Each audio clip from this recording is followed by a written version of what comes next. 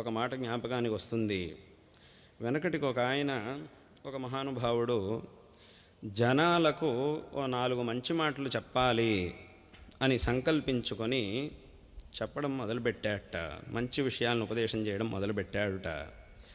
కానీ ఆయనకి ఒక విచిత్రమైన సందర్భం ఎదురైంది.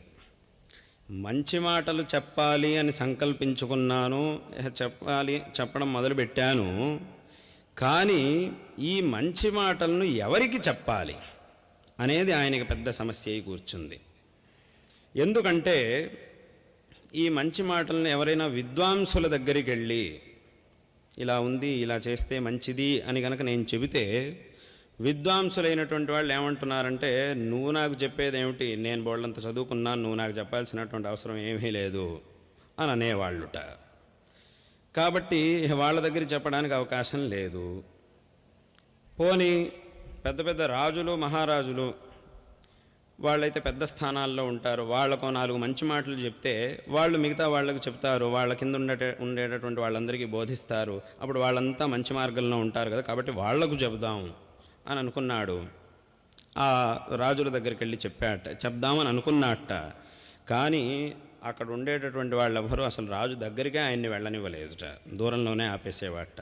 ఆ రాజులు చెప్పేవాట, అయ్యో ఆయన వస్తూ ఉంటే ఆయన ఏదో చెబుతూ ఉంటాడు, ఆయన వస్తే అక్కడి నుంచి పంపించేయండి ఆయన్ని అని చెప్పారుట. ఇది పెద్ద పెద్ద స్థానాల్లో ఉండేవాళ్ళ పరిస్థితి అట్టా ఉండేది. వాళ్ళకి మంచి మాటలు చెప్పడానికి వీలుగా లేదు. సరే, ఇహ విద్వాంసులకి చెప్పడం కుదరలేదు, ఇహ రాజులైనటువంటి వాళ్ళకి చెప్పడం కుదరలేదు.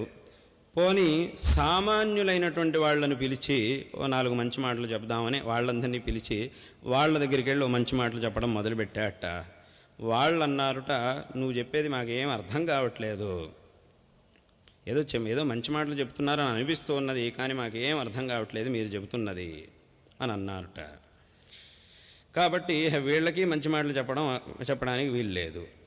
సరే, పోనీ కనీసం కొంతమంది మూర్ఖులైనటువంటి వాళ్ళు కొంతమంది ఉంటారు, వాళ్ళనైనా పిలిచి 4 మంచి మాటలు చెప్దామనంటే ఈయన ఒక మాట చెప్పేలోపే వాళ్ళు దానికి 100 రకాలుగా అర్థాలు కల్పించి రకరకాలుగా ఆక్షేపణ చేయడం మొదలుపెట్టారు. ఇది ఇంకా పెద్ద సమస్య అయిపోయింది ఆయనకి. కాబట్టి ఇటువంటి పరిస్థితిని చూసి ఆయన చివరికి ఒక మాట అన్నాడు, ఇహ ఈ మంచి మాటలు, నేను చెప్దామనుకున్నటువంటి మంచి మాటలన్నీ కూడా నాలోనే శిథిలమైపోతున్నాయి అని ఎంతో బాధపడ్డాడు ఆయన.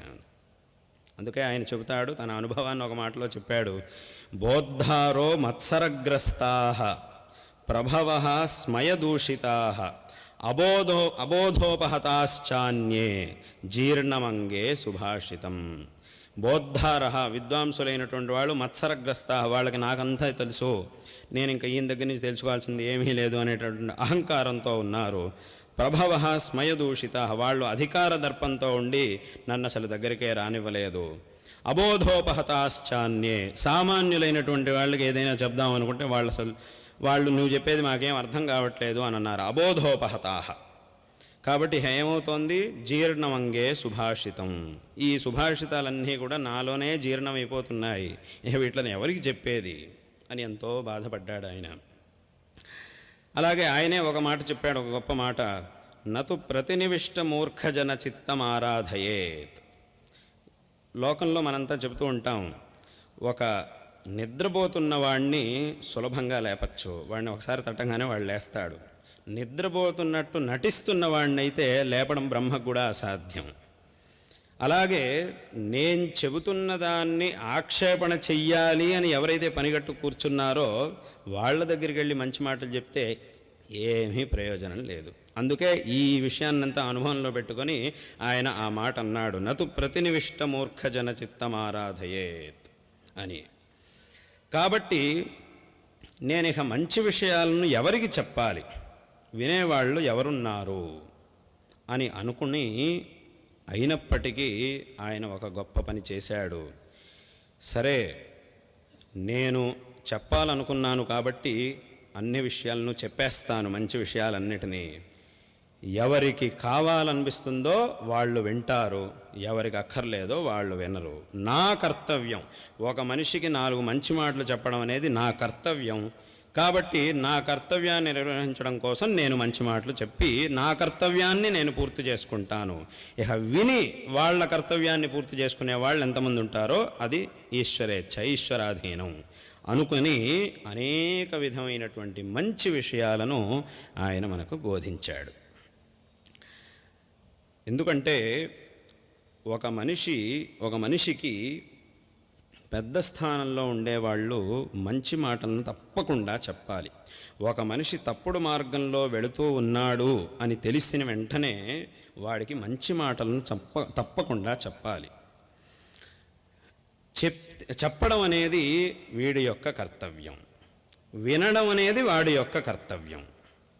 కాబట్టి మనం చెప్పినా కూడా వాడు వినకపోతే అది మన యొక్క తప్పు కాదు, మనం చెప్పాల్సింది చెప్పేశాము. అయితే చెప్పకుండా ఉంటే అది మన యొక్క తప్పు అవుతుంది. ఎలాగైతే లోకంలో ఒక మనిషి ఒక మార్గంలో వెళుతూ ఉన్నాడు, ఆ మార్గంలో ఒక పెద్ద గుంట ఉంది, వీడు కనుక ఆ మార్గంలో వెళ్తే తప్పకుండా ఆ గోతిలో పడతాడు అనే విషయం కూడా తెలుసు మనకి. కానీ అలాంటి సమయంలో మనం ఏం చెయ్యాలి? వాడికి చెప్పాలి, ఈ దారిలో వెళ్ళకు, అక్కడ పెద్ద గోతు ఉంది, దాంట్లో పడతావు, కష్టాలను అనుభవిస్తావు, కాబట్టి ఈ దారి వద్దు, ఇంకో దారిలో వెళ్ళు అని మనం చెప్పాలి. అలా చెప్పకుండా పోనీ ఎలాగో అక్కడికి వెళ్ళి గోతిలో పడ్డాక వాడికే తెలుస్తుంది అక్కడ గొయ్యి ఉందని అని కనుక మనం ఉంటే అది మన యొక్క అపరాధం అవుతుంది, మన యొక్క పాపం అవుతుంది. మనం చెప్పాక కూడా గోతు ఉండని ఏమైనా ఉండని నేను అదే దారిలో వెళ్తాను అని పట్టుబడితే అది వాడి యొక్క తప్పు అవుతుంది. కాబట్టి ఇదంతా ఎందుకు చెప్పొచ్చాము అనంటే మంచి మాటలను తప్పకుండా మనకి సాధ్యమైనంత ఇంకోడికి ఉపదేశం చెయ్యాలి. వింటే అది వాడి యొక్క అదృష్టం, వినకపోతే వాడి యొక్క దురదృష్టం. కానీ చెప్పాల్సింది మన యొక్క కర్తవ్యం, అలాగే వినాల్సింది వాడి యొక్క కర్తవ్యం కూడా. శంకర భగవత్పాదాచార్యుల వారు ఒక మాట అంటారు, ఈ లోకంలో మూగవాడెవడు, అలాగే అంధుడైనటువంటి వాడు ఎవరు, అలాగే చెవిటివాడెవరు అనే ప్రశ్నలకు సమాధానం చెబుతూ ఒక మాట చెబుతారు. మూగవాడు అంటే మాట రానివాడు కాదు మూగవాడు అని అంటే, ఇంకొకడు తప్పుడు మార్గంలో వెళుతున్నాడు అని తెలిసి కూడా మాట్లాడకుండా ఎవడైతే ఉంటాడో వాడు నిజమైన మూగవాడు. అలాగే చెవిటివాడంటే ఎవడికి ఇంకోటి మాట్లాడేది వినిపించదో వాడు కాదు చెవిటివాడనంటే. ఇంకొకడు చెబుతున్నటువంటి మంచి విషయాలను ఎవడైతే తెలుసుకోడో వినడో వాడు నిజమైనటువంటి చెవిటివాడు అని దానికి సమాధానం చెబుతారు. అలాగే అంధుడంటే ఎవరికైతే కళ్ళు కనిపించవో వాడు అంధుడు కాదు. ఈ ప్రపంచం ఎవరికైతే కళ్ళతో చెప్పినప్పటికీ అన్నీ తెలిసినప్పటికీ ఎవడైతే తప్పుడు పనులను చేస్తాడో వాడు నిజమైనటువంటి అంధుడు అని శంకర భగవత్పాదాచార్యుల వారు అంత గొప్పగా ఉపదేశం చేశారు. కాబట్టి గురువు శిష్యుడి యొక్క హితాన్ని మనస్సులో పెట్టుకొని దృష్టిలో ఉంచుకొని శిష్యుడికి అనేక ఉపదేశాలను చెయ్యాలి. శిష్యుడైనటువంటి వాడు గురువు చెప్పినటువంటి ఉపదేశాలను ఎంతో భక్తితో స్వీకరించి వాట్లను అనుష్ఠానం చెయ్యాలి.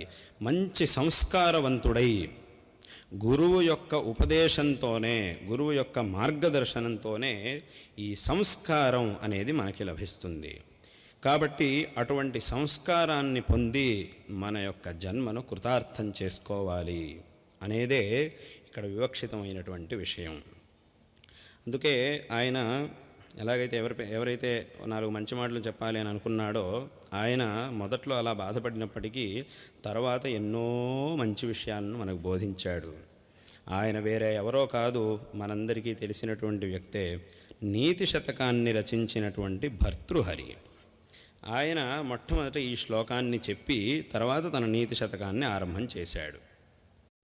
సువర్ణ పద్మినీ తటాంత దివ్యహర్మ్యవాసినే సుపర్ణ వాహన ప్రియాయ సూర్యకోటి తేజసే అపర్ణయా విహారిణే ఫణాధరేంద్రధారిణే సదా నమః శివాయ తే సదా శివాయ శంభవే సదా నమః శివాయ తే సదా శివాయ శంభవే సతుంగభంగజన్ముజా సుధాంశుఖండమౌలయే పతంగ పంకజా సుహృత్కృపీటయోని చక్షుషే భుజంగ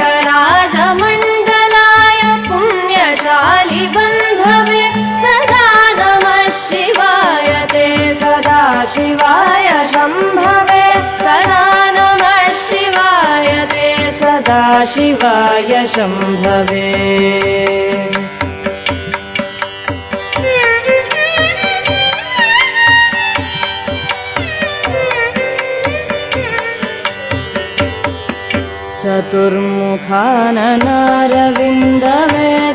चतुर्मुखाननारविन्दवेदगीतभूतये चतुर्भुजानुजा शरीरशोभमा